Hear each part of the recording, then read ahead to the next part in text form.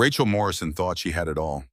A dream wedding in 3 months, a successful career, and a secret that would change everything. She was pregnant. But the night she decided to share the news, she discovered something that shattered her world. Her fiancé Marcus was planning to destroy her. Her best friend Whitney was helping him, and they had been setting the trap for 8 months. What happened next? A wire, a confession, and a courtroom showdown that would decide everything. If you love stories about women who refuse to be victims, hit that like button and subscribe. You won't want to miss how this ends. Stay with us, because Rachel Morrison is about to teach her betrayer a lesson he'll never forget. Rachel Morrison sat on the cool bathroom tile, staring at the third positive pregnancy test in her hands. 10 weeks pregnant. The digital display mocked her with its certainty, though her heart had known for days. She pressed a hand to her still flat stomach, a smile breaking across her face despite the nervous flutter in her chest. 3 months until the wedding. 3 months until she became Mrs. Marcus Hartwell. She had the whole reveal plan. This weekend at their engagement party, she would give Marcus a gift box. Inside, tiny construction boots, a playful nod to his real estate development company, their baby, their future, everything she had ever wanted. Rachel stood, catching her reflection in the mirror. 28 years old, marketing director at one of Chicago's boutique agencies, in love with a man who made her feel seen, safe, chosen. She tucked the pregnancy test into her makeup bag, deciding to keep the secret just a few more days. Marcus had been stressed lately, working late on a massive downtown project. She wanted the moment to be perfect. Her laptop pinged from the bedroom. Work email. Rachel glanced at her watch. 10:30 at night, but the Henderson campaign needed final approval by morning. She headed to her desk, opening her laptop. The screen was black. Dead battery. Again. Rachel sighed, grabbing Marcus's iPad from his nightstand. He would not mind. They shared everything. Passwords, bank accounts, a life. She unlocked the device, opening her email app. As the inbox loaded, a notification banner slid down from the top of the screen. iMessage from W. Can't wait for you to leave her. 3 more months of this charade. Rachel's breath caught. Her finger hovered over the notification. Trembling. W. Whitney Prescott, her former best friend from college, her bridesmaid. The message disappeared after a few seconds, but Rachel's heart was already hammering. She tapped the Messages app, her hands shaking now, found the thread with Whitney, and her entire world shattered. 6 months of messages, hundreds of them. I love you more than I've ever loved anyone. She has no idea. Sometimes I almost feel bad. After the wedding, we'll have everything. Her trust fund, the house, all of it. Rachel scrolled, each message a knife twisting deeper. Photos, explicit photos of Marcus and Whitney together. In hotel rooms, in Marcus's downtown office. In the bed Rachel shared with him. Her stomach lurched. She barely made it to the bathroom before she was sick. Afterward, Rachel sat on the floor, back against the tub. Marcus's iPad clutched in her hands. She should stop reading. She should throw the device across the room. She should scream. Instead, she kept scrolling. A message from 2 weeks ago. Marcus's words are, Rachel worships the ground I walk on. She'll sign anything I put in front of her after the wedding. The postnup is drafted. Once that trust fund hits her account, we move it to the LLC, then file for divorce. Clean and simple. Whitney's response, you're brilliant. She'll never see it coming. God, I can't wait to have you all to myself. Rachel pressed a hand to her mouth, biting back a sob. Her other hand moved to her stomach. The baby. Their baby. No, her baby. Marcus did not know yet, and he never would. Not like this. She stood on shaking legs, moving back to the bedroom. The iPad felt like it weighed 1,000 pounds. She sat at Marcus's desk, opening his cloud storage. If he was planning something this elaborate, there would be more. A folder labeled Asset Management caught her eye. She tapped it open. Documents. Dozens of them. A post-nuptial agreement drafted by Whitney's law firm. Transfer papers for the trust fund her grandmother had left her. Loan applications in both their names. Marcus had made her a co-signer on construction loans totaling $2.3 million. Rachel had never signed anything. But there was her signature, forged, on document after document. Her breath came in short gasps. This was not just betrayal. This was fraud. This was theft.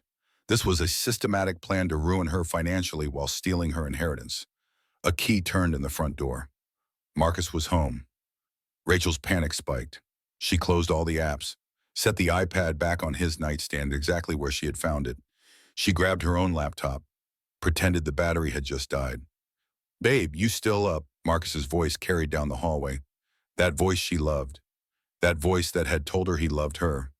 That voice that had lied about everything.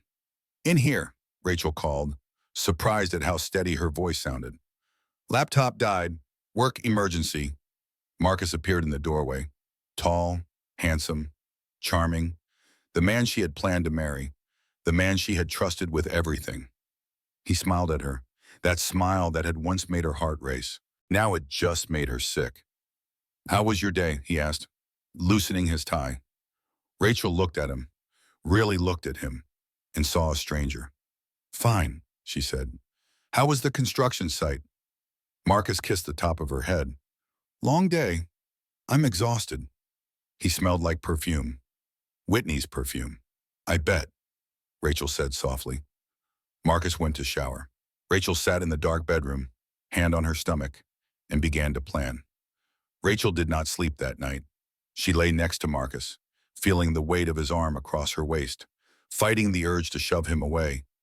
Every breath he took felt like another lie. Every moment of contact made her skin crawl. But she stayed still. She stayed silent. She had learned something important in her 10 years of marketing. The person who controls the information controls the outcome. At 3 in the morning, Rachel slipped out of bed. Marcus did not stir. She took her phone to the bathroom, locked the door, and called the one person she trusted. Nicole Parker answered on the second ring, voice thick with sleep. "Rach, what's wrong?" "Everything," Rachel whispered. And then she told her. Nicole had been Rachel's best friend since their freshman year of college. She was a nurse at Northwestern Memorial, practical and fierce. If anyone could help Rachel think clearly, it was her. "Don't confront him," Nicole said immediately. "Not yet. We need evidence, real evidence. Screenshots that you control." "He has my signatures forged on loan documents," Rachel said. "That's fraud." "Then we need a lawyer. A good one," Rachel nodded, even though Nicole could not see her. "I know someone, Catherine Brooks. She handled the Paulson divorce last year. Took her husband for everything after he hid assets. Call her first thing in the morning," Nicole said, "and Rachel pack a bag. Keep it at my place. Just in case." Just in case. The words settled over Rachel like ice water. Have you ever ignored red flags because you wanted to believe in someone? Rachel had for 2.5 years. She had ignored Marcus's phone secrecy, his unexplained late nights, the way he always seemed to have a convenient excuse. She had wanted so badly to believe in the fairy tale that she had missed all the signs of the nightmare. At 8 the next morning, Rachel called Catherine Brooks from her office at work. By 9, she had an appointment for that afternoon. Catherine's office was in a sleek high-rise in the Loop. The lawyer was in her mid-40s, sharp-eyed and elegantly dressed. She listened to Rachel's story without interruption, taking notes on a legal pad. "Do you have copies of the forged documents?" Catherine asked. "Screenshots," Rachel said, pulling them up on her phone. "From his cloud storage." Catherine examined them, her expression darkening. "This is serious fraud, wire fraud, forgery, potentially embezzlement depending on where that loan money went." "What do I do?" Rachel asked. "First, we document everything, every message, every document, every communication between Marcus and Whitney Prescott. Second, we protect your assets. I'm going to have my paralegal draft paperwork to remove Marcus from any accounts he's listed on. You'll sign it today. We'll file it tomorrow." Rachel felt a flicker of hope. "And then we gather enough evidence to file a police report. This isn't just a divorce case. Rachel, this is criminal fraud. We'll need the police involved." "He can't know I'm doing this," Rachel said. "He's smart. If he suspects anything, he'll cover his tracks." Catherine nodded. "So we move carefully, but we move fast. When's the wedding?" 3 months, June 15th. "Perfect. That gives us time to build an airtight case before he expects you to sign anything. Catherine leaned forward. Rachel, I need to ask, are you safe? Has he ever been violent? No, Rachel said. He's never hurt me physically. Financial abuse is still abuse, Catherine said gently. And men who commit fraud like this can become dangerous when cornered. Promise me you'll be careful. Rachel promised. She left Catherine's office feeling something she had not felt since finding those messages. Control. She had a plan. She had a lawyer. She had evidence. She was going to save herself.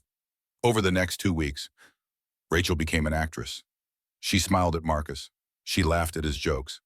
She planned wedding details with his mother, Patricia, a controlling woman who had never quite approved of Rachel but tolerated her well enough. And every night, while Marcus slept, Rachel documented everything. She took photos of his iPad messages. She screenshotted cloud documents. She recorded phone conversations when he called Whitney, thinking Rachel was at work. The evidence folder on her secure laptop grew. Catherine Brooks reviewed it all, her case getting stronger by the day. Rachel felt powerful. She felt in control. She was going to expose Marcus and Whitney at the engagement party this weekend. She would stand in front of their families and friends, present the evidence, and walk away with her head high. She had it all planned out. The perfect revenge, the perfect ending. She had no idea Marcus was planning something too. The engagement party was at the Hartwell family estate in Lake Forest. Patricia Hartwell had spared no expense. White tents dotted the manicured lawn. A string quartet played near the outdoor bar. 200 guests mingled in cocktail attire, sipping champagne and celebrating the happy couple. Rachel wore a cream silk dress, her hair swept up, looking every bit the blushing bride-to-be. Inside, her stomach churned. 12 weeks pregnant now. The morning sickness was relentless. But she had a job to do tonight. Nicole stood near the bar, their agreed-upon signal position. Catherine Brooks was on standby, phone ready. Rachel had given a trusted AV tech a thumb drive. When she gave the signal, he would display the evidence on the massive screen set up for the slideshow of Rachel and Marcus's relationship. Everything was ready. Rachel just had to wait for the right moment. Marcus found her near the rose garden, sliding an arm around her waist. Having fun. Rachel forced a smile. Your mother outdid herself. She's excited, Marcus said. She's been planning this since I proposed. Rachel thought about Patricia Hartwell, about how the woman's face would look when she learned her son was a criminal. The thought gave her a savage satisfaction. Marcus, darling. Patricia's voice rang out. She swept toward them, elegant in navy blue, followed by several family members. Time for the toast. Rachel's pulse quickened. This was it. After the toasts, during the slideshow, that was when she would expose him. But Marcus's hand tightened on her waist. Actually, Mom, we have an announcement first. Rachel's smile froze. So, what announcement? Marcus guided her toward the raised platform where the microphone stood. The crowd quieted, turning to watch. Rachel felt trapped. Marcus's hand firm on her back. Thank you all for being here tonight, Marcus began, his voice warm and charming. Rachel and I are so grateful for your love and support as we begin this journey together. The crowd murmured approvingly. Rachel tried to catch Nicole's eye, but her friend was blocked by the crowd. We have some exciting news to share, Marcus continued. Rachel's beloved grandmother left her a generous trust fund. We only just discovered that the trust requires Rachel to be married by the end of this year for the full disbursement to occur. Rachel's blood went cold. That was a lie, a complete lie. Her grandmother's trust had no such requirement. So, Marcus said, squeezing Rachel's hand, his grip just shy of painful, we've decided to move up the wedding. Instead of June, we'll be married next month. The crowd erupted in surprised applause. Patricia clapped her hands together delightedly. Oh, how wonderful. We'll have to move quickly. But the Hartwell family has never shied away from a challenge. Rachel stood frozen, her carefully laid plans crumbling around her. She could not object, not without explaining why. And if she tried to expose Marcus now, in the middle of his announcement, she would look spiteful, jealous, unstable, and brave. He had outmaneuvered her. Marcus turned to her, his smile perfect for the cameras already snapping photos. But his eyes were hard. Isn't that right, darling? Rachel's throat was tight. Every face in the crowd watched her, waiting for her response. Her mother Diane stood near the front, looking concerned. Nicole was trying to push through the crowd. Rachel forced her lips into a smile. "Yes," she said, her voice barely audible. "We're very excited." The crowd cheered. Marcus kissed her cheek, and Rachel realized with sickening clarity that he knew. He knew she had found out, and this was his countermove. The party continued around them. Patricia immediately began planning, talking about venues and caterers and rushed timeline logistics. Family members congratulated them. Friends took photos. Rachel felt like she was drowning. She finally broke away, heading toward the house. Nicole caught her in the hallway. "What just happened?" Nicole demanded. "He knows," Rachel said. "He knows I know. This is him locking me in. You can still expose him. Right now, show everyone the evidence." Rachel shook her head. "If I do it now, after he's just announced this, I look vindictive, like I'm trying to sabotage him because of the rushed timeline. He's controlled the narrative. So what do we do?" Before Rachel could answer, the bathroom door opened. Whitney Prescott stepped out. Rachel and Whitney locked eyes. For a moment, neither spoke. Then Whitney smiled. A cold, triumphant smile. "Congratulations on the wedding date," she said sweetly. "I'm so happy for you both." She walked past Rachel, close enough that Rachel could smell her perfume, the same perfume that had been on Marcus's clothes. Whitney paused at the hallway entrance, looking back. "Did you really think Marcus loved you?" she asked softly. "You're just a credit score in a trust fund, sweetheart. But don't worry, we'll take good care of your money." Then she was gone, leaving Rachel shaking with rage and fear. Nicole grabbed Rachel's arm. "We need to leave. Right now." But Rachel could not leave. If she left, Marcus would know he had won. So she straightened her spine, fixed her lipstick, and walked back out to her own engagement party. She smiled through the toasts. She cut the cake. She danced with Marcus while everyone watched. And she planned her next move. 3 days after the engagement party, Rachel still had not told Marcus about the pregnancy. She had been waiting for the right moment, the right way to reveal it. Now, sitting across from Catherine Brooks in the lawyer's office, she wondered if she should tell him at all. "The rushed wedding changes everything," Catherine said, reviewing her notes. "If you're married before we can file fraud charges, the situation becomes much more complicated." "Can't we just file now?" Rachel asked. "We could, but our case would be the stronger with more evidence. Right now, we have the forged signatures and the messages planning the fraud, but we need proof of where the money went. Detective Hayes is working on that, but it takes time." Detective Hayes. Catherine had brought in a detective who specialized in financial crimes. Rachel had met with him twice now, going through every document. "What about the wedding?" Rachel asked. "Can I just refuse to go through with it?" "You can, but Marcus might accelerate his plans. Right now, he thinks he has you controlled.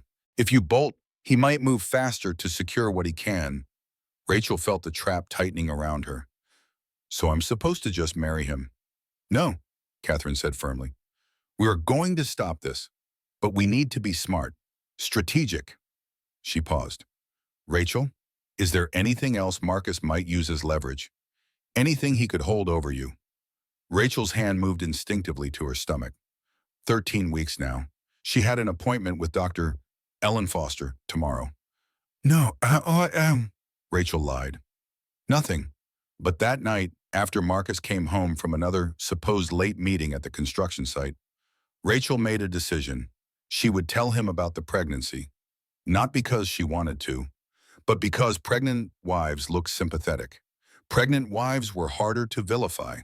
And if Marcus knew about the baby, maybe he would back off the fraud. It was a desperate hope, but Rachel was running out of options.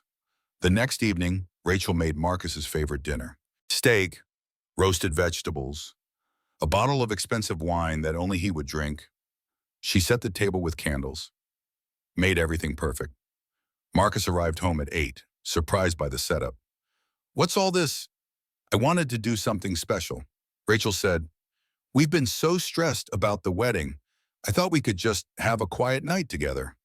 Marcus smiled, kissing her. "You're too good to me." Rachel's stomach turned, but she served dinner, made small talk, waited for the right moment. Finally, though, after Marcus finished his second glass of wine, Rachel took a breath. I have something to tell you. Marcus looked up, something flickering across his face. Wariness. Oh, I'm pregnant, Rachel said. 13 weeks. The baby is due in December.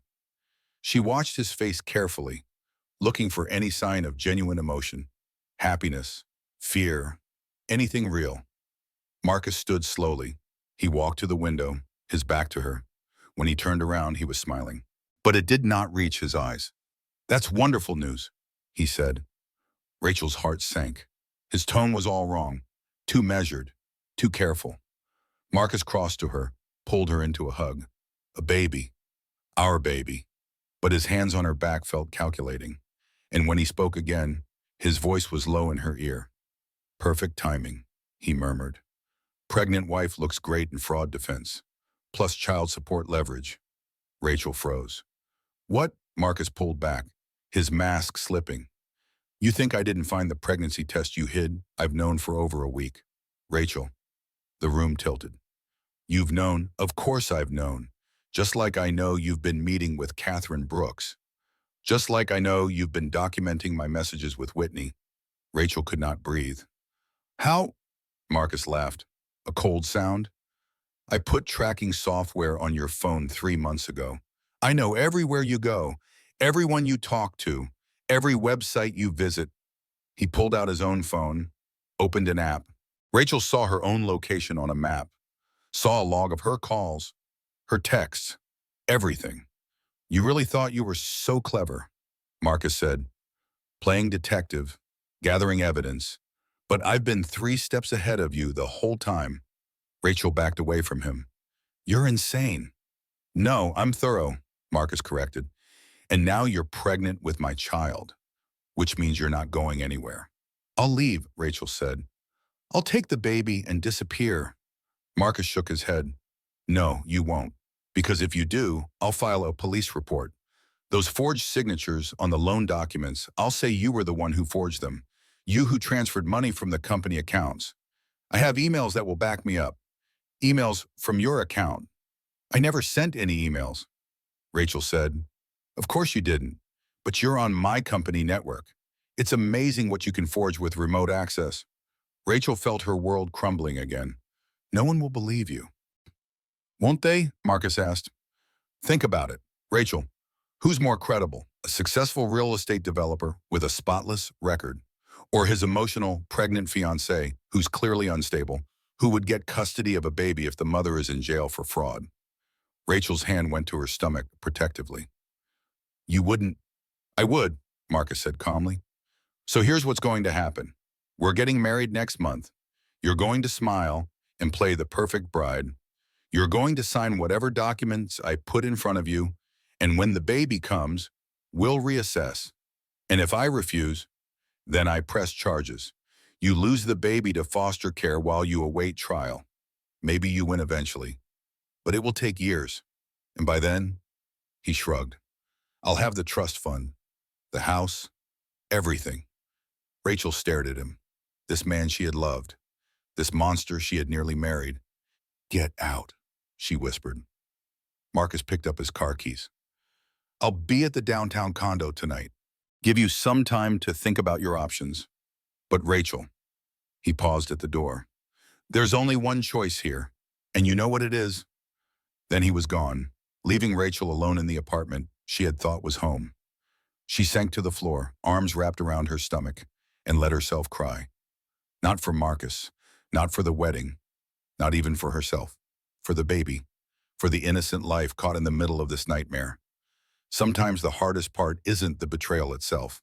It's realizing that you have to save yourself, and no one else can do it for you. Rachel spent that night at Nicole's apartment. She could not stay in the penthouse, could not breathe in that space that Marcus had contaminated with his threats. We have to go to the police, Nicole said, handing Rachel a cup of tea. What he's doing is illegal. He has tracking software on my phone, Rachel said dully. He knows about Catherine. He's fabricated evidence making me look guilty. If I go to the police now, he'll say I'm lying to cover my own fraud. Then we get your phone forensically examined. Prove he put the software there. Rachel shook her head. He'll just say I consented, that we tracked each other's phones for safety. It will be his word against mine. Nicole sat beside her. So what do we do? Rachel stared at her tea. I don't know. But the next morning, a potential solution appeared.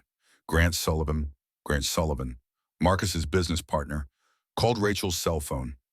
Rachel, it's Grant. Can we meet? I need to talk to you about Marcus. Rachel's pulse quickened. Grant Sullivan was a silent partner in Marcus's development company, providing capital while Marcus managed operations. Rachel had met him a handful of times at company events. He had always seemed decent, uncomfortable with Marcus's more aggressive business tactics. What about Marcus? Rachel asked carefully.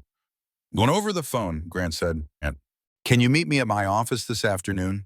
Rachel agreed, hope flickering in her chest for the first time in days. Maybe Grant had discovered the fraud. Maybe he could be an ally. She met him at 3 o'clock in a downtown office building. Grant was in his mid-30s, professionally dressed, with honest eyes and a firm handshake. Thank you for coming, he said, gesturing to a chair. I'll get right to the point. I've been going through the company books. There are some irregularities. Rachel leaned forward. What kind of irregularities? Money moving in ways that don't make sense. Loans taken out in the company name that I didn't authorize. Your name on documents I never saw you sign. Rachel's heart pounded. I didn't sign those documents. Grant. Marcus forged my signature. Grant's expression darkened. I was afraid of that. There's more, Rachel said, and she told him everything.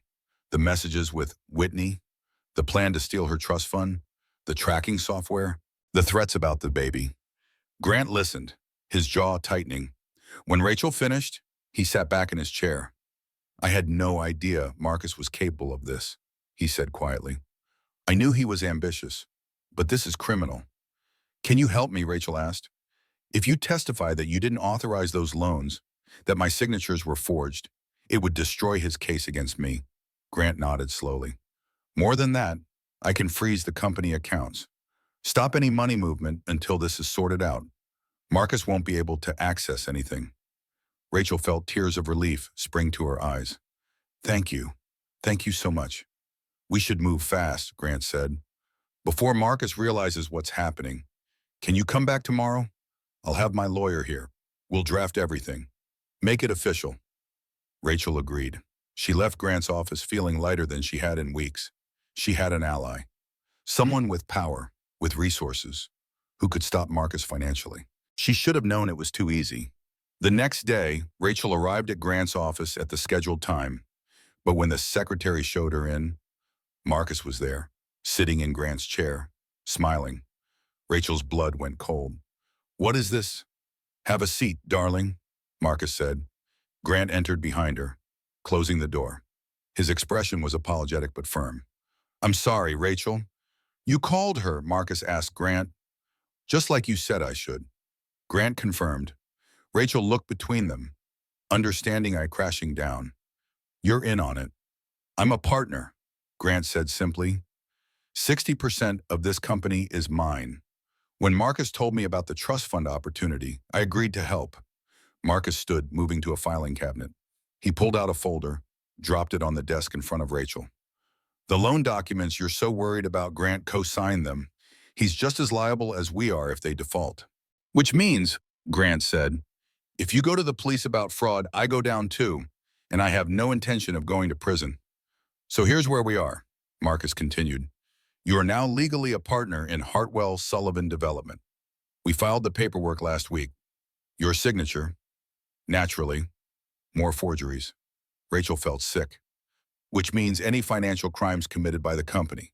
You're equally liable for the $2.3 million in loans. You're responsible for them. The construction permits obtained through bribery. You authorize them. It's all documented. Rachel shook her head. No one will believe I was actually involved. Maybe not, Marcus agreed. But it will take years to prove. Years of legal battles. Years of investigations. And in the meantime, where's the baby foster care doesn't like to place infants with mothers under criminal investigation? He leaned forward, his voice dropping. So here's the deal. Rachel, you marry me next week. You sign everything I put in front of you. You play happy wife for 6 months. Then we have an amicable divorce. You keep the baby. You walk away clean. I keep the trust fund. Or, Rachel whispered, or we press charges. Grant said, financial fraud, embezzlement, bribery. The DA's office gets a very compelling case that you were the mastermind behind all of it. Marcus and I were just unfortunate partners who trusted the wrong person.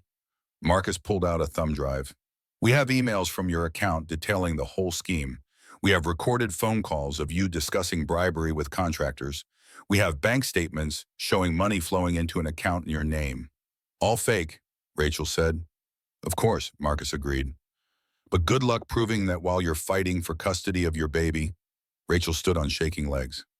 I need time to think. You have 24 hours. Marcus said. After that, we go to the police. Your choice. Rachel walked out of that office in a daze. She made it to the parking garage before her legs gave out. She sat in her car, hands on the steering wheel, and tried to breathe. Marcus had thought of everything, every possible move she could make. He had countered.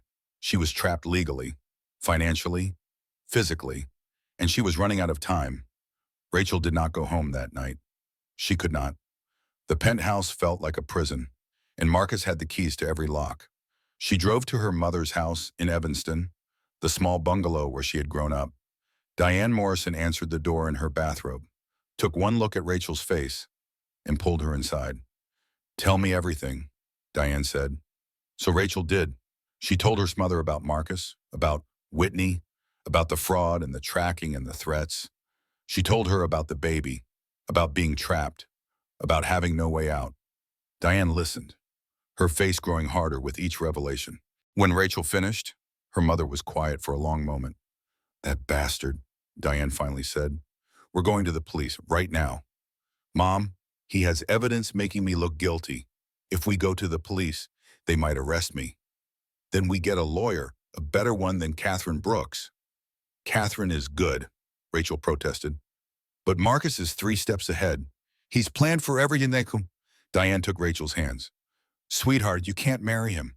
You can't sign those papers, even if it means fighting this in court. You have to fight. Rachel pulled away, pacing the small living room. And what happens to the baby while I fight foster care? Diane Morrison raised me better than that. I can't risk my child. So what's your plan? Live with him. Let him control you. Rachel sank onto the couch. I don't know. I don't know what to do anymore. She stayed at her mother's house that night, sleeping fitfully in her childhood bedroom. At 6 in the morning, Nicole showed up with coffee and pastries. Catherine called me, Nicole said. She knows about Grant. She's working on a strategy. But Rachel barely heard her. She was staring at her phone, at the location tracker she knew Marcus was watching. He knew she was at her mother's house. He was probably pleased that she had nowhere else to go.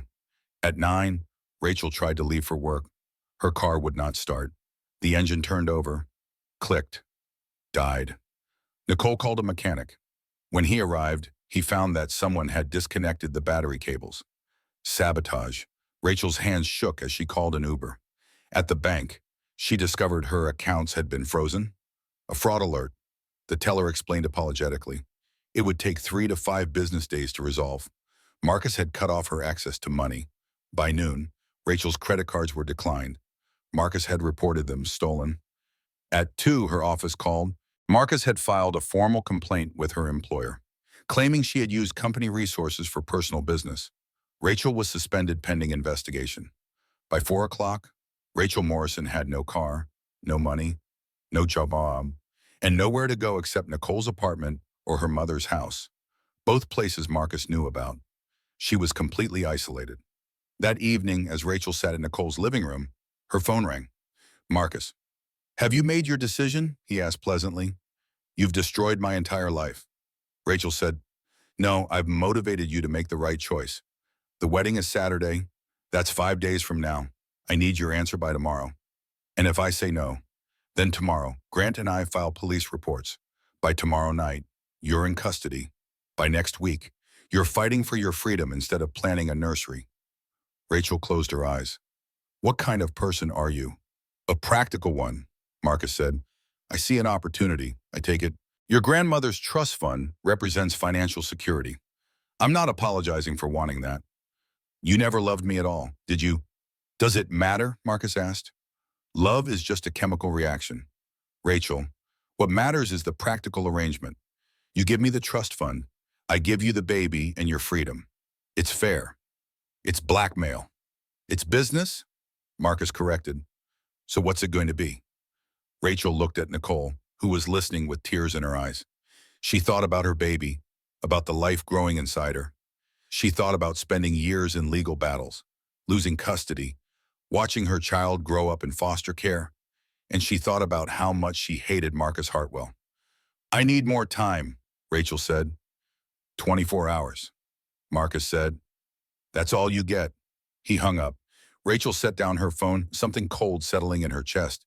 She had been trying to play by the rules, to use the legal system, to be smart and strategic. But Marcus did not play by rules. He played to win, and he did not care who he destroyed in the process. Maybe it was time Rachel stopped playing by rules too. The next morning, Rachel had a previously scheduled appointment with Dr. Ellen Foster, her obstetrician.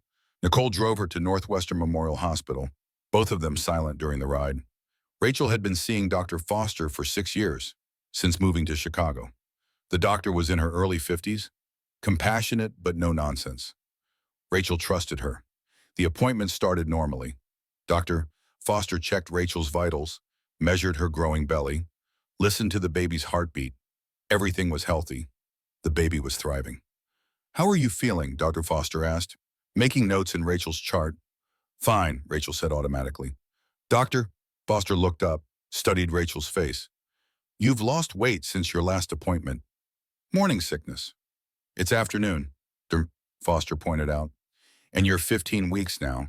Morning sickness typically eases by now. She set down her pen. Rachel, talk to me. What's really going on? Maybe it was the gentle tone. Maybe it was the exhaustion. Maybe Rachel was just tired of holding everything inside. But suddenly she was telling Dr. Foster everything. The doctor listened without interrupting. When Rachel finished, Dr. Foster sat back in her chair. What Marcus is doing is called coercive control, she said. It's a form of domestic abuse, financial abuse, emotional abuse, and legal threats to maintain power over you. I know, Rachel said, but I don't know how to stop it. Dr. Foster opened a drawer in her desk, pulled out a business card. I want you to call this number. It's for Detective Hayes. He specializes in domestic financial abuse cases. I've tried going to the police, Rachel protested. Marcus has evidence making me look guilty. Detective Hayes is different, Dr. Foster said. He understands how abusers fabricate evidence. He knows how to investigate these cases properly. And Rachel, you need to understand something. Men like Marcus, who go to these lengths to control someone, they don't stop after they get what they want. If you give in, if you marry him and sign everything over, what makes you think he'll actually let you go? Rachel had not let herself think about that. He said after 6 months, we'd divorce. And you believe him, Dr. Foster asked gently. The man who's lied to you for months, who's threatened your baby, who's destroyed your financial life, you think he'll honor that agreement? Rachel felt something crack inside her. No, she whispered. I don't. Dr. Foster leaned forward. I've seen this pattern before. The abuse escalates. First it's financial control, then it's physical violence. Marcus has already shown he's willing to do anything to get what he wants. What happens when you're legally his wife? When you've signed away your assets? When you have a newborn to protect? Rachel's hand went to her stomach. What do I do? You call Detective Hayes. Dr. Foster said. Today, you tell him everything, and you let him help you build a case that Marcus can't counter. But the evidence Marcus has, Renee, can be challenged by a forensic analysis. Marcus thinks he's been clever, but digital forensics can prove when files were created, when emails were sent, when software was installed on your phone. It takes time and expertise, but it can be done. Rachel took the business card, staring at it. Detective Michael Hayes, Domestic Crimes Unit. What if it's too late? Rachel asked. What if Marcus has already won? Dr. Foster gripped Rachel's hand. It's not too late, but you have to make a choice. You can give in to his threats, marry him, and hope he lets you go eventually. Or you can fight back with the truth. Rachel thought about her baby, about trying the kind of mother she wanted to be, about the kind of person she wanted her child to become. She could not teach her child to stand up to bullies if she could not do it herself. Okay, thank you, Rachel said. I'll call him. She called Detective Hayes from the hospital parking lot. He answered on the second ring, listened to her story, and told her to meet him at the police station in 1 hour. Nicole drove her there. Rachel expected a cold interrogation room, harsh lights, skeptical questioning. Instead, Detective Hayes met them in a comfortable office with coffee and a box of tissues. He was in his early 40s, professional but kind, and he believed her. Marcus Hartwell, Hayes said, typing the name into his computer. His name has come up before. Nothing we could make stick, but we've had reports. From who? Rachel asked. Former business partners, an ex-girlfriend, people who claimed he defrauded them but couldn't prove it. He's careful, smart, covers his tracks. Oh, so you can't help me, Rachel said, deflating. I didn't say that, Hayes corrected. I said he's careful, but he's also arrogant, and arrogant people make mistakes. He leaned forward. Rachel, I want to help you, but I need you to do something that's going to be very hard. What? I need you to wear a wire. Rachel sat in Detective Hayes's office, staring at the small recording device on his desk. It was tiny, no bigger than a button, practically invisible once attached to clothing. You want me to record Marcus confessing? Rachel said slowly. Yes, Hayes confirmed. Everything we have right now is circumstantial. The forged signatures, the threatening messages, the tracking software. Marcus has explanations for all of it. But if we can get him on a tape admitting to the fraud, admitting to the threats, we have an airtight case. He'll never confess, Rachel said. He's too smart for that. Maybe, Hayes said. But he's also cocky. He thinks he's won. And people who think they've won tend to brag. Nicole, sitting beside Rachel, spoke up. What if he finds the wire? What if he hurts her? We'll be close by, Hayes assured them. Rachel will be wired for audio and video. We'll have units stationed nearby. If anything goes wrong, we move in immediately. Rachel's hands shook. When would I do this? Tonight, Hayes said. Marcus expects your answer by tomorrow. We need the recording before you're forced to make a decision. Rachel thought about her baby, about the life she wanted to build, about the kind of person she needed to be. Okay, she said. I'll do it. 2 hours later, Rachel sat in a surveillance van while a technician fitted her with the recording equipment. A tiny microphone clipped inside her collar, a camera disguised as a button on her jacket. Everything was wireless, streaming directly to the police van. Remember, Maestro, Hayes said. You need to get him to say it explicitly. Not implications, not suggestions. We need him to admit to the forgery, to the fraud, to the threats. Can you do that? Rachel nodded, though her stomach churned with fear. We'll be listening the whole time, Hayes reminded her. You're not alone. Rachel arrived at Marcus's downtown office at 7 o'clock. She had texted him, asking to meet privately to discuss her decision. He had agreed immediately. The office was on the 30th floor of a gleaming high-rise overlooking Lake Michigan. Marcus had spared no expense on the space. Glass walls, expensive art, a view that cost more than most people's salaries. Marcus was waiting when Rachel arrived, along with Whitney Prescott. Rachel had not expected Whitney to be there, but she kept her expression neutral. Rachel, Marcus greeted her warmly. Come in. We're just finalizing some paperwork. Rachel entered the office, every nerve on high alert. She could feel the recording device against her skin, could imagine Hayes and his team listening. I assume you've made your decision, Marcus said, gesturing to a chair. I have questions first, Rachel said, keeping her voice steady. Marcus raised an eyebrow. Questions. I want to understand the arrangement. You said if I marry you and sign the papers. After 6 months, we divorce, and I keep the baby. But I want that in writing. Marcus exchanged a glance with Whitney. It's a verbal agreement. Rachel, I'm not putting that in writing. Why not us? Rachel pushed. If you're being honest about letting me go, what's the harm in documenting it? Whitney spoke up. because then there would be evidence of coercion. Come on, Rachel, you're not that stupid. So you admit it's coercion, Rachel said. Marcus laughed. Careful, darling. This sounds like you're wearing a wire. Rachel's heart stopped, but she forced herself to laugh too. Please, I'm just trying to protect myself. Smart, Marcus said, but unnecessary. Here's how this works. You sign the papers tonight. We get married Saturday. The trust fund transfers to our joint account Monday. I move half to my personal account. You keep half. In 6 months, we file for no-fault divorce. You get custody of the baby. I get my money. Everyone wins. Except I lose my grandmother's entire inheritance. Rachel said. You keep half. Marcus corrected. That's generous, considering what Rachel asked, letting anger creep into her voice, considering you never loved me, considering the whole relationship was a lie. Marcus sighed, standing. Rachel, let's not be dramatic.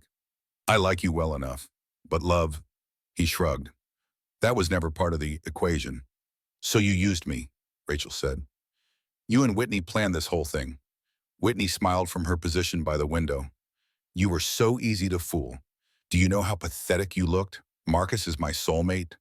Whitney is my best friend. God, you made it almost too easy. How long have you two been planning this? Rachel asked. 8 months, Marcus said easily. Since I found out about your grandmother's trust fund, a nice chunk of change just sitting there, waiting for the right person to access it. And the loan fraud, Rachel pressed. The forged signatures. Marcus poured himself a drink from his bar cart. Necessary steps. Your credit score was better than mine. The banks were more willing to lend with your name attached. But I never signed those documents, Rachel said. No, Marcus agreed. I did. Your signature wasn't hard to forge. A little practice, and I had it down perfectly. Rachel's heart pounded. This was it. The confession Hayes needed. And you're not worried about getting caught, she asked. Why would I be, Marcus said. Even if you go to the police now, I have counter evidence making you look equally guilty. Grant and I have been very thorough. You're trapped. Rachel, the only way out is through. Through marrying you, Rachel said. Exactly. Sign the papers. Play nice for 6 months, and then you're free. Marcus moved closer. Or refuse, and I press charges. You go to jail. The baby goes to foster care. Your choice. Rachel stood, looking between Marcus and Whitney. These people who had pretended to love her, who had systematically destroyed her life for money. I have one more question, Rachel said quietly. What? Did you ever, even for 1 second, actually care about me? Marcus studied her for a moment. Then he laughed. No, you were always just a means to an end. Rachel nodded slowly. That's all I needed to hear. She turned and walked toward the door. Marcus called after her.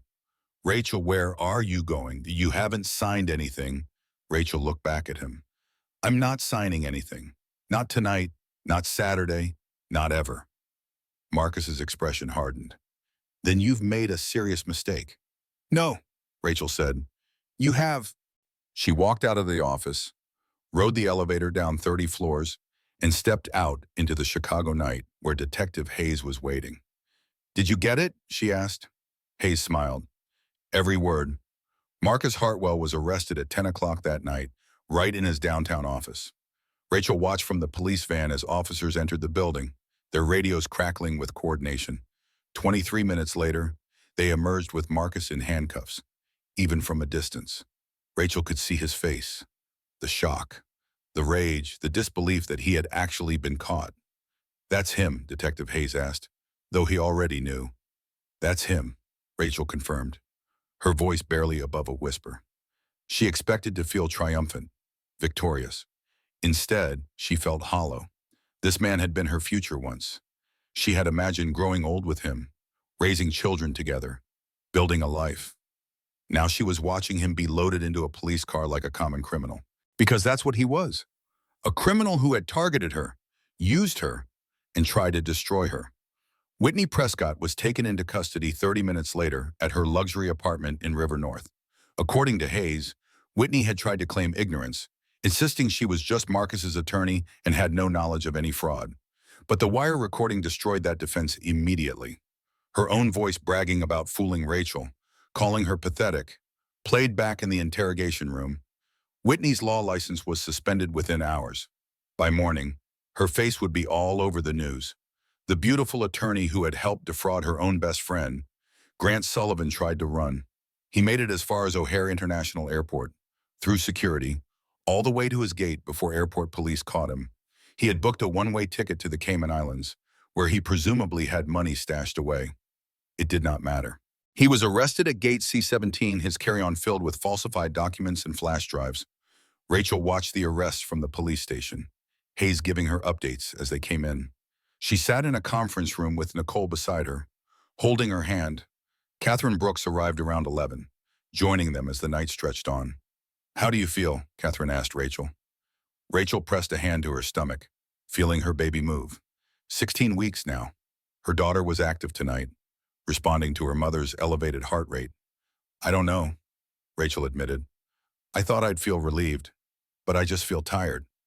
"That's normal," Catherine said. "You've been living in survival mode for weeks. Now that the immediate threat is gone, your body is catching up." "What happens now?" Nicole asked. Hayes, who had just finished a phone call, turned to face them. "Now they're processed, booked, and held for arraignment. Marcus and Whitney will try to make bail. Grant probably will too. But with the wire recording, the forensic evidence from your phone, and the documentation Catherine provided, we have strong cases against all three." "How strong?" Nicole pressed. "Strong enough that the district attorney's office is very confident." Hayes said, "Marcus is looking at 5 to 7 years for fraud, forgery, coercion, and identity theft. Whitney will lose her law license permanently and face similar charges. Grant is already talking about cooperating, so he might get a lighter sentence in exchange for testimony." Rachel's hands shook. "What about the counter evidence, the fake emails and documents Marcus created to frame me? Our forensics team has already proven those were fabricated." Hayes explained, "The timestamps don't match Marcus's claims. The IP addresses trace back to his devices, not yours. The writing style is completely different from your verified communications. Any first-year computer forensics student could identify them as forgeries." Catherine leaned forward.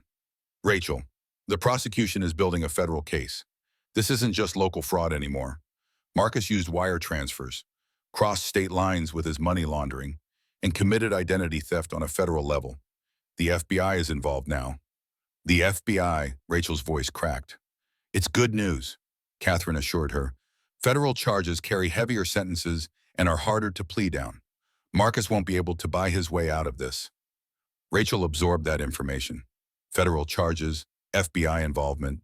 This had escalated far beyond anything she had imagined when she first found those messages on Marcus's iPad. "Can I go home?" Rachel asked. "I'm exhausted." "Of course," Hayes said. "We'll need you to come back tomorrow to make a formal statement, but you've done enough for tonight. You were incredibly brave." Rachel. Brave. Rachel did not feel brave. She felt like someone who had barely survived a car crash, shaky and uncertain and grateful just to be alive. Nicole drove Rachel to her mother's house in Evanston. Diane was waiting up, despite the late hour. She took one look at her daughter and pulled her into a fierce hug. "It's over," Diane whispered. "It's finally over." But it was not over. Not yet. The preliminary hearings began 2 weeks later. Rachel had to testify 3 separate times, recounting the fraud, the threats, the systematic abuse. Each time, she sat in a witness box and told a room full of strangers the most humiliating details of her life. How she had been fooled, how she had trusted Marcus completely, how she had ignored the red flags because she wanted so desperately to believe in love. Marcus's defense attorney was a shark named Richard Sullivan, no relation to Grant. He was expensive, polished, and ruthless. He tried to paint Rachel as a vindictive ex-fiancée making false accusations because Marcus had ended their relationship. "Isn't it true, Miss Morrison, that you were angry when Mr. Hartwell called off the engagement?" Sullivan asked during cross-examination. "He didn't call it off," Rachel said evenly. "He threatened me into marrying him so he could steal my inheritance." "That's your version of events. That's what the wire recording proves," Sullivan tried a different angle. You admit you went to his office wearing a hidden recording device. Isn't that entrapment? Entrapment is when law enforcement induces someone to commit a crime they wouldn't otherwise commit. Catherine interjected from her seat. Marcus had already committed multiple felonies. Rachel simply recorded him admitting to crimes he had already done. The judge agreed and Sullivan's entrapment argument died immediately. But the hardest moment came when the wire recording was played in open court. Rachel had to sit there, 17 weeks pregnant, and listen to Marcus's voice. You were always just a means to an end. Did you really think I loved you? She's just a credit score and a trust fund. Every word was a knife, even though Rachel had heard them all before. But hearing them played back in a courtroom, with Marcus sitting 30 feet away in an orange jumpsuit, made them somehow more real. When the recording ended, the courtroom was silent. Even Marcus's expensive lawyer had no response. Judge Patricia Winters, presiding over the preliminary hearing, looked at Marcus with undisguised disgust. Mr. Hartwell, she said, her voice cold, I have rarely seen such calculating cruelty in my courtroom. You systematically abused this woman's trust, threatened her unborn child, and attempted to defraud her of her inheritance. The evidence against you is overwhelming. Marcus tried to speak, but Richard Sullivan placed a hand on his arm, silencing him. I'm denying bail, Judge Winters continued. You're a clear flight risk and a demonstrated danger to the victim. You will remain in custody pending trial. Furthermore, I'm issuing a restraining order. You are not to contact Miss Morrison directly or indirectly for any reason. Marcus's face went white. Your Honor, that's unreasonable. That's my ruling, Judge Winters said firmly, her gavel coming down with a sharp crack. Rachel watched as Marcus was led away. He looked back at her once, his expression full of hatred, but Rachel did not look away. She held his gaze until he was out of sight. Whitney Prescott's hearing went similarly. Her law license was immediately suspended, and the Illinois State Bar opened an investigation. She sat in court looking smaller somehow, diminished without her expensive suits and confident demeanor. Her public defender argued for bail, citing Whitney's ties to the community and lack of prior criminal record. But the prosecution played the wire recording again, and Whitney's own voice sealed her fate. You were so easy to fool. Marcus is my soulmate. God, you made it almost too easy. The judge denied bail. Whitney would await trial in Cook County Jail, just like Marcus. Grant Sullivan, who had agreed to testify against his partners in exchange for a plea deal, received the lightest sentence, 18 months in minimum security, to be followed by 3 years of supervised probation and full restitution of any profits he made from the fraudulent loans. The actual trial happened in early December. Rachel was 8 months pregnant by then, her belly round and prominent. She waddled to the witness stand, uncomfortable in maternity clothes that no longer fit properly, and spent 8 hours over 2 days telling her story to the jury. 12 strangers listened as Rachel explained how Marcus had infiltrated her life, earned her trust, and systematically destroyed her for financial gain. She showed them the forged signatures. She walked them through the loan documents. She explained the tracking software, the threats, the isolation. And then they played the wire recording, all of it. 23 minutes of Marcus and Whitney confessing to everything. The jury heard Marcus admit to forgery. They heard him brag about how easy Rachel was to manipulate. They heard Whitney mock Rachel's trust. They heard every cold, calculated word. Marcus's defense tried everything. They claimed Rachel had been a willing participant who only turned on Marcus when the relationship soured. They suggested she was mentally unstable, pointing to her emotional testimony as evidence. They argued the wire recording had been edited or taken out of context. But Catherine Brooks destroyed every argument. She presented the forensic evidence proving the recording was authentic and unedited. She showed medical records from Dr. Foster documenting signs of emotional distress consistent with abuse. She called Nicole to the stand, who testified about the late-night phone call when Rachel first discovered the betrayal. The prosecution's case was airtight, and everyone in that courtroom knew it. The jury deliberated for exactly 3 hours and 17 minutes. When they returned, the forewoman stood and read the verdict with a clear, firm voice. On the charge of wire fraud, we find the defendant, Marcus Hartwell, guilty. On the charge of identity theft, we find the defendant guilty. On the charge of forgery, we find the defendant guilty. On the charge of coercion, we find the defendant guilty. Guilty on all 17 counts.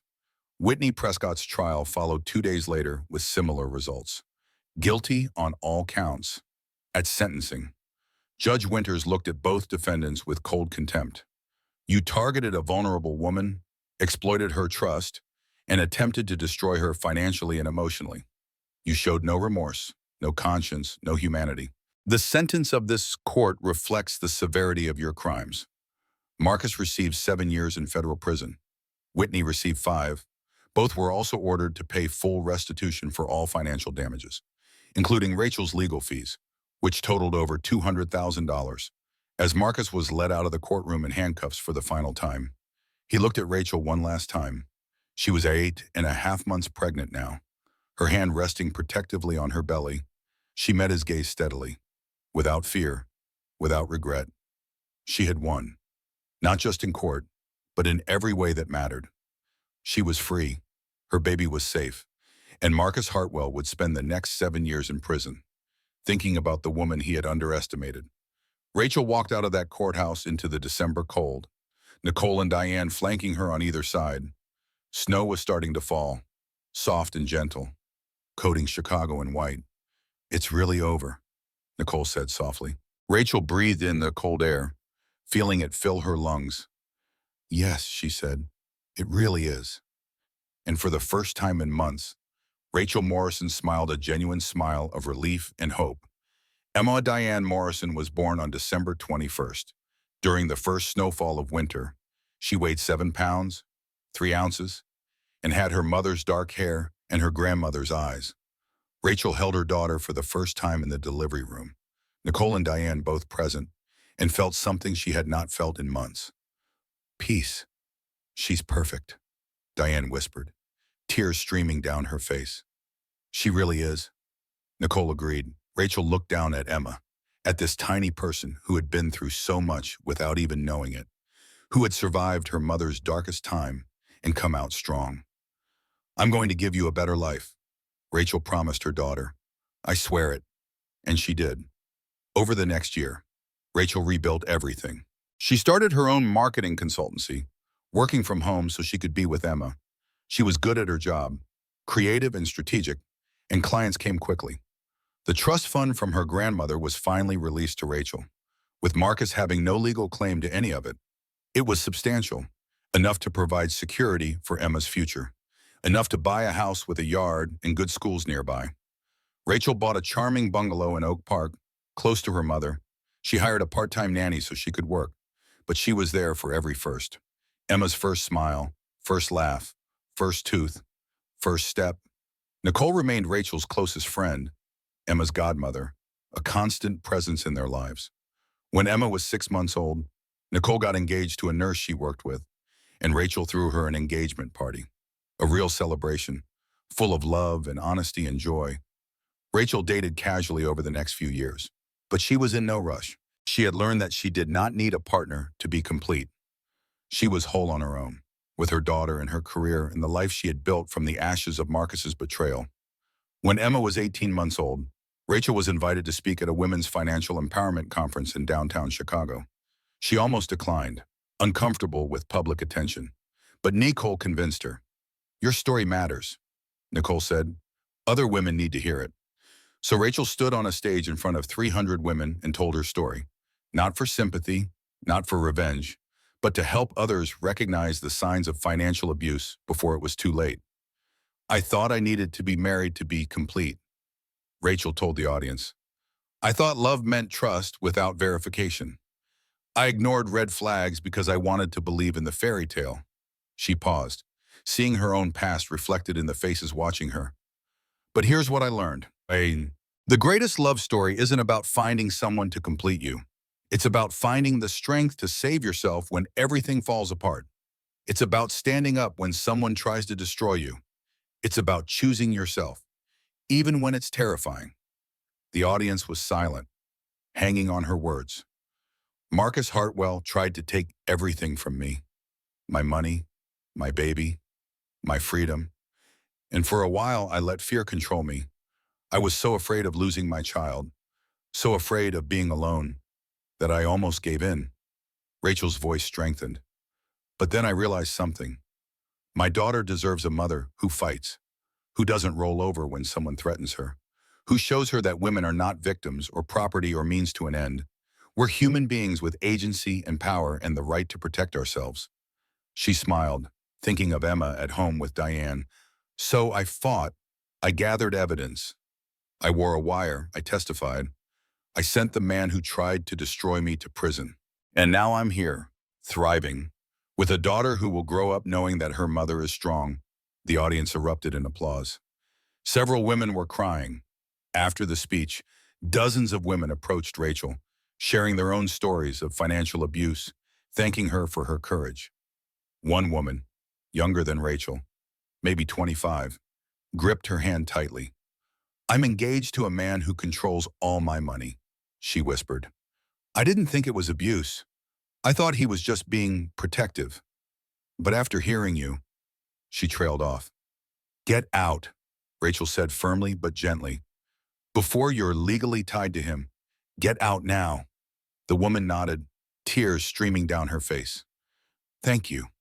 That night, Rachel went home to her daughter. Emma was already asleep, her tiny chest rising and falling peacefully in her crib. Rachel stood in the nursery doorway, watching her. She thought about Marcus, about Whitney, about everything they had put her through. She thought about the woman she had been a year ago, terrified and trapped and convinced she had no options. And she thought about the woman she was now, strong, independent, whole. Her phone buzzed. A blocked number. Rachel knew it was Marcus, calling from prison. He had tried to contact her a dozen times over the past year. She had never answered. She deleted the call without listening. Some stories don't need an ending. They just need you to walk away. Rachel Morrison closed her daughter's nursery door softly. She made herself a cup of tea. She sat on her couch in her house that she owned, looking at photos of Emma on her phone, and she smiled. Not because everything was perfect, not because the betrayal did not still hurt sometimes, not because she had magically healed from everything Marcus had done, but because she had survived. She had fought. She had saved herself and her daughter. And that was enough. The greatest love story, Rachel had learned, was not about finding Prince Charming. It was about discovering that you were strong enough to be your own hero all along. It was about building a life on your own terms, with people who genuinely loved you, doing work that mattered. It was about teaching your daughter that she never needed rescuing, that she could rescue herself. Emma stirred in her crib, making soft baby noises. Rachel set down her tea and went to her daughter, lifting her gently. "Hey, sweet girl," Rachel murmured. "Did you have a good nap?" Emma blinked up at her, then smiled. That beautiful gummy baby smile that made everything worth it. Rachel carried her daughter to the window, looking out at the Chicago skyline in the distance. The city where she had been betrayed. The city where she had fought back. The city where she had won. "You know what, Emma," Rachel said softly. "We're going to be just fine. Better than fine. We're going to be extraordinary." And they were